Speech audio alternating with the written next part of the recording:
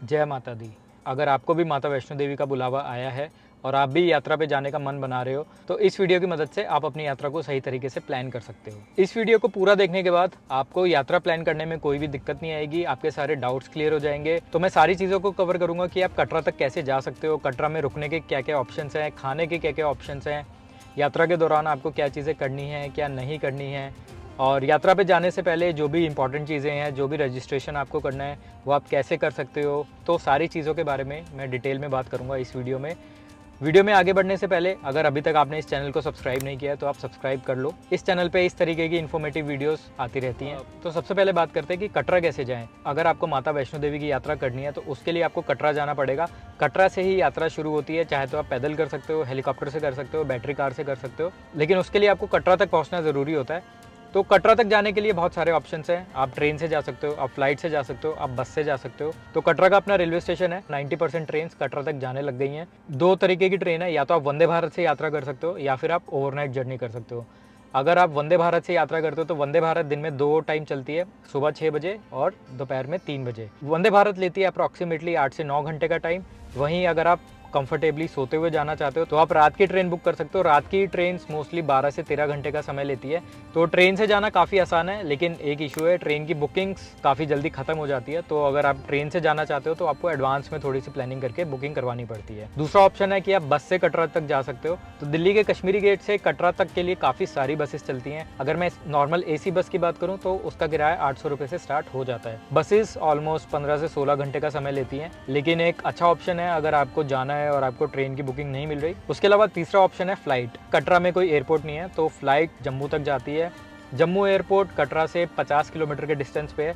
तो जब आप जम्मू के एयरपोर्ट पे लैंड करोगे वहाँ से आप कैब करके कटरा तक पहुँच सकते हो। तो कटरा जाना बहुत ईजी है, कनेक्टिविटी काफ़ी अच्छी है कटरा की। तो कटरा में रुकने के लिए बहुत सारे होटल सब खुल चुके हैं। अगर आपको लग्जरी होटल्स में रुकना है जैसे कि हॉलीडे इन रमाडा, तो वो ऑप्शन भी आपके पास है।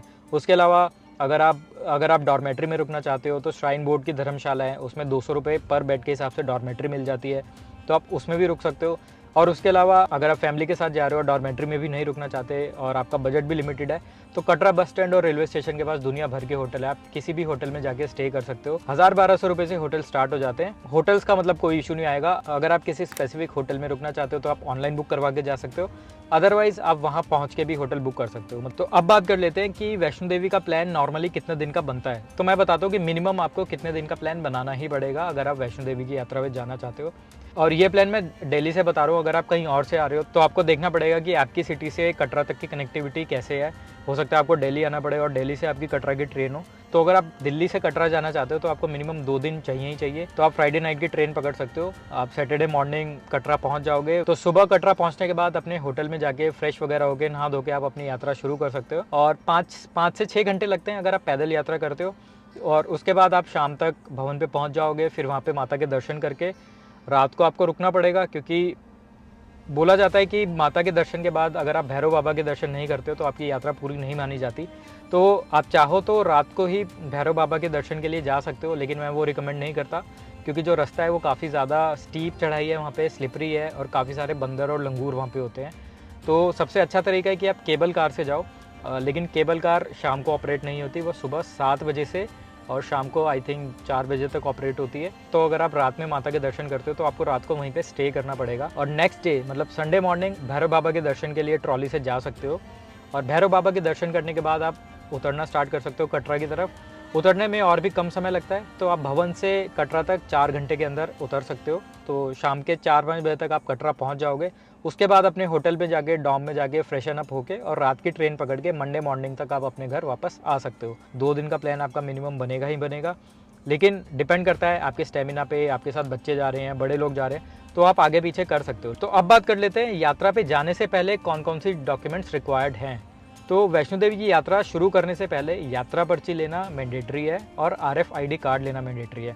तो RFID कार्ड तो आपको कटरा से ही मिलेगा जब आप अपनी यात्रा शुरू करने वाले होते हो, लेकिन यात्रा पर्ची लेने के 2 तरीके हैं। या तो आप वेबसाइट के थ्रू ऑनलाइन यात्रा पर्ची ले सकते हो, या फिर आप कटरा पहुंच के, और वहाँ पे काफ़ी सारे काउंटर्स हैं जगह जगह पे, वहाँ से आप यात्रा पर्ची बनवा सकते हो। लेकिन मैं रिकमेंड करूँगा कि आप घर से ही ऑनलाइन यात्रा पर्ची लेके जाओ, अदरवाइज़ अगर आप कटरा जाके लेते हो तो कई बार वहाँ पे बहुत भीड़ होती है, आपको लंबी लंबी लाइन में लगना पड़ता है, 1-1.5 घंटा वहीं पे आपका ख़राब हो सकता है। तो यात्रा पर्ची बनानी कैसे है वो मैं स्क्रीन शेयर करके अभी आपको दिखा देता हूँ। यात्रा पर्ची बनवाने के लिए आपको इस वाली वेबसाइट पे जाना होगा, online.maavaishnodevi.org, और अपने मोबाइल नंबर को यूज़ करके इस वेबसाइट पे आप लॉगिन कर सकते हो। लॉगिन करने के बाद कुछ ऐसा होम पेज दिखेगा। इस होम पेज पे सबसे ऊपर ट्रैवल, एकोमोडेशन और दर्शन का एक ऑप्शन है, उसमें सबसे लास्ट ऑप्शन आपको चूज़ करना है यात्रा पर्ची का। जैसे ही आप इस ऑप्शन पे क्लिक करोगे तो यहाँ पे आपको एक फॉर्म दिखेगा। इसमें सबसे पहले आपको अपना नाम भरना है, फिर मोबाइल नंबर वर्किंग होना चाहिए क्योंकि इस पर OTP आता है। उसके बाद कुछ और बेसिक डिटेल्स जैसे कि अपनी ईमेल ID, एड्रेस, कंट्री, आपको ये सब सिलेक्ट करना है और एक साथ आप 5 लोगों का यात्रा रजिस्ट्रेशन कर सकते हो। उसके बाद आपको यहाँ पे अपनी विजिटिंग डेट सेलेक्ट करनी है। तो यात्रा पर्ची आप तभी बनवाओ जब आपकी ट्रेन की टिकट्स बुक हो, और जैसे ही आप ये कैलेंडर ओपन करते हो तो यहाँ पे आपको ये भी दिख जाता है कि किस डेट की बुकिंग्स अवेलेबल हैं, किस डेट की बुकिंग्स फुल हो चुकी हैं, क्योंकि श्राइन बोर्ड ने कुछ डेली लिमिट सेट की हुई है। उस लिमिट से ज़्यादा यात्रा पर्ची वो एक दिन के लिए इशू नहीं करते। और उसके बाद आपने जितने भी लोगों का रजिस्ट्रेशन किया है उन सब की आपको कुछ और डिटेल्स यहाँ पे मेंशन करनी है, उनका नाम, उनका जेंडर, एज और एक ID प्रूफ। तो ID प्रूफ आपका आधार कार्ड भी हो सकता है, आपका ड्राइविंग लाइसेंस भी हो सकता है, आप कुछ भी सेलेक्ट कर सकते हो और यहाँ पे आपको उस ID प्रूफ का नंबर डालना होता है। और ध्यान रहे जो ID प्रूफ यहाँ पे आप सेलेक्ट करो वही ID प्रूफ आप यात्रा पे अपने साथ लेके भी जाना। तो यात्रा पर्ची बनानी काफ़ी सिंपल है। यात्रा पर्ची के बाद जो सेकंड मैंडेटरी डॉक्यूमेंट है वो है RFID कार्ड, लेकिन RFID कार्ड आपको कटरा से ही मिलेगा, वो ऑनलाइन नहीं बनता। तो RFID कार्ड बनवाने के लिए भी काफ़ी सारे सेंटर्स हैं, तो आप वो जम्मू से भी ले सकते हो, आप वो कटरा से भी ले सकते हो, लेकिन RFID कार्ड बनवाने के लिए यात्रा पर्ची आपके पास होनी मैंडेटरी है। तो RFID कार्ड जैसे ही आप यात्रा शुरू करने के लिए जाओ उसी टाइम आप RFID कार्ड लेना, क्योंकि एज़ पर रूल्स यात्रा शुरू करने से 6 घंटे पहले ही आपको RFID कार्ड लेना होता है। और RFID कार्ड श्राइन बोर्ड की प्रॉपर्टी है, तो जैसे ही आपकी यात्रा खत्म हो आपको RFID कार्ड वापस करना होता है। उसके अलावा अगर आप पैदल यात्रा नहीं करना चाहते, आप हेलीकॉप्टर से यात्रा करना चाहते हो या फिर आप बैटरी कार से यात्रा करना चाहते हो, तो इनके लिए भी आपको ऑनलाइन बुकिंग ही करवानी चाहिए। एक इम्पॉर्टेंट बात और, हेलीकॉप्टर की, बैटरी कार की और यात्रा पर्ची, इन सब चीज़ों की बुकिंग सिर्फ श्राइन बोर्ड की ऑनलाइन वेबसाइट से होती है और कोई एजेंट या कोई और ट्रैवल एजेंसी ऑथराइज नहीं है इन चीज़ों की बुकिंग करने के लिए। या फिर कटरा पहुंच के जो श्राइन बोर्ड के ऑफिशियल काउंटर्स हैं आप वहां पे पता कर सकते हो। उसके अलावा जनवरी 2024 से श्राइन बोर्ड ने ग्रुप अटका आरती की स्कीम चालू करी है, तो उस स्कीम के हिसाब से आप माता की आरती की बुकिंग करवा सकते हो। और ग्रुप अटका आरती में जितने भी लोगों की आप बुकिंग करवाते हो उन सबको मनोकामना भवन में डॉर्मेट्री में एक बेड मिलेगा। अगर आपको डिटेल में देखना है कि आपको अटका आरती की बुकिंग कैसे करवानी है, आपको बेड कैसे मिलेगा, तो ऊपर आई बटन में लिंक आ रहा होगा, आप उस लिंक पे क्लिक करके वीडियो को देख सकते हो। उसमें मैंने डिटेल में बताया हुआ है कि अटका आरती की बुकिंग आपको कैसे करवानी है। तो JNK रीजन में हमारे प्रीपेड सिम काम नहीं करते, सिर्फ पोस्टपेड नंबर्स काम करते हैं। लेकिन अगर आपके पास प्रीपेड नंबर है तो आप कटरा पहुंच के यात्री सिम ले सकते हो। यात्री सिम 100-200 रुपये से स्टार्ट हो जाती है। रेलवे स्टेशन के पास थोड़ा सा महंगा मिलता है, मेन मार्केट में आप जाओगे तो थोड़ा कम रेट मिलेगा। मतलब वहाँ पे बहुत सारी दुकानें हैं जहाँ पे आपको यात्री सिम आराम से मिल जाएगी, तो आप वो सिम ले सकते हो। उसकी वैलिडिटी आई थिंक 1 महीने की होती है। लेकिन एक इंपॉर्टेंट चीज़, अगर आपको यात्री सिम लेनी है तो आपके आधार की बायोमेट्रिक डिटेल्स अनलॉक्ड होनी चाहिए। अब हम यात्रा शुरू करना चाहते हैं, तो यात्रा शुरू करने से पहले मैं आपको एक चीज़ बता दूँ कि जनरली लोग कटरा से ही नारियल, चुन्नी या माता के लिए प्रसाद लेके जाते हैं और पूरे रास्ते पे उसको अपने साथ कैरी करते हैं। तो मैं आपको बता दूं कि माता के भवन के अंदर किसी भी तरीके का कोई भी प्रसाद अलाउड नहीं है, ना नारियल, ना चुन्नी, ना ही और कोई प्रसाद। सिर्फ आप छतर लेके जा सकते हो। तो अगर आप छतर चढ़ाना चाहते हो तो उसे आप कटरा से या भवन से कहीं से भी खरीद सकते हो। ऊपर जाके माता के दर्शन करने से पहले बोला जाता है कि आप नहा के जाओ या एटलीस्ट फ्रेश होके जाओ। तो उसके लिए आपको एक जोड़ी एक्स्ट्रा कपड़े और एक टॉवल अपने साथ रखना ज़रूरी है। उसके अलावा पूरे ट्रैक पे खाने पीने की काफ़ी सारी ऑप्शंस हैं। श्राइन बोर्ड की तरफ से काफ़ी सारे रेस्टोरेंट्स बने हुए हैं, तो उनमें आप नाश्ता कर सकते हो। उनमें आपको चाय वगैरह ईजिली मिल जाती है। उसमें आप चाहो तो प्रॉपर मील खा सकते हो, वहाँ पे राजमा चावल वगैरह ये सब चीज़ें मिलती हैं। और उसके अलावा और भी काफ़ी सारी ऑप्शंस वहाँ पे खुल गई हैं, जैसे ट्रैक पे मैकडॉनल्ड्स खुल गया है, बीकानेर वाला खुल चुका है, सागर रत्ना खुल चुका है। तो ऐसे काफ़ी सारे रेस्टोरेंट्स भी खुले हुए हैं, तो खाने पीने की कोई टेंशन नहीं है। रास्ते में छोटे छोटे काफ़ी सारे कियोस्क भी आते रहते हैं, जहाँ से आप फ्लेवर्ड मिल्क, चाय, कॉफ़ी, चिप्स, बिस्किट ये सब चीज़ें ले सकते हो। तो खाने की चीज़ें अपने साथ कैरी करने की कोई नीड नहीं है। हाँ, बस अगर आप ताराकोट वाले मार्ग से यात्रा करना चाहते हो तो अपने साथ पानी की बोतल ज़रूर रख लेना, क्योंकि जो ताराकोट वाला रास्ता है उस पर खाने पीने की दुकानें बहुत कम है। तो यात्रा करने के आजकल बहुत सारे तरीके हैं। या तो आप पैदल यात्रा कर सकते हो, तो पैदल अगर आप यात्रा करना चाहते हो तो 2 मार्ग हैं यात्रा करने के। एक चरण पादुका मार्ग जो कि बाणगंगा से शुरू होता है, और एक ताराकोट मार्ग जो कि अभी 4-5 साल पहले ही स्टार्ट हुआ है। तो आप दोनों में से किसी भी मार्ग से यात्रा कर सकते हो, दोनों ही मार्ग जाके अर्धकुंवारी पे मिल जाते हैं। ताराकोट वाला रास्ता साफ़ सुथरा है लेकिन 1-1.5 किलोमीटर लंबा है। चरण पादुका वाले मार्ग पे आपको घोड़े, पिट्ठू, पालकी ये लोग काफ़ी मिलते हैं, तो यात्रा के दौरान काफ़ी डिस्टर्बेंस भी रहती है। अगर आप अर्धकुंवारी के भी दर्शन करना चाहते हो तो आपको एक दिन और इंक्लूड करना पड़ेगा अपनी यात्रा में, क्योंकि अर्धकुंवारी मंदिर पे नॉर्मली 20 घंटे से लेकर 24 घंटे की वेटिंग चलती है।